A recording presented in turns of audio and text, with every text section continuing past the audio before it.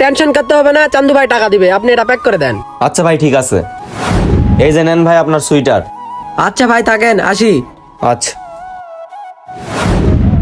চান্দু ভাইয়ের নামে তো অনেকগুলা টাকা বাকি হয়ে গেছে, 4-5 লাখ টাকা বাকি। একজনের নামে যদি এতগুলা টাকা বাকি থাকে তাহলে কেমনে ব্যবসা চলবে? আচ্ছা ভাইয়ের কাছে একটা কল দিয়ে দেখি তো। হ্যালো চান্দু ভাই। কি হয়েছে রে, কল দিলি কেন? ভাই আপনার নামে তো অনেকগুলা টাকা বাকি হয়ে গিয়েছে, অনেকগুলা টাকা মানে? কত টাকা? প্রায় 5 লাখ টাকার মতো। কি এতগুলা টাকা বাকি হয়েছে? এতগুলা টাকা বাকি করলো কি? আচ্ছা তুই আমার সাথে দেখা করতো। আচ্ছা ঠিক আছে ভাই, আপনি থাকেন, আমি আসতেছি। এভাবে মানুষ যদি একজনের নামে বাকি নিতে থাকে তাহলে তো আমার ব্যবসায় চলবে না। তাড়াতাড়ি যাই তো চান্দু ভাইয়ের কাছে, গিয়ে কথাগুলা বলতে হবে। ভালোভাবে যদি টাকাগুলা দিয়ে দেয় তাহলে তো ভালো, আর যদি না দেয় তাহলে তো কিছু করার থাকবে না। কিরে রিপাজ, আইসিস? কি সমস্যা তোর? তুই আগে বস। আচ্ছা ঠিক আছে ভাই, বসতেছি। কি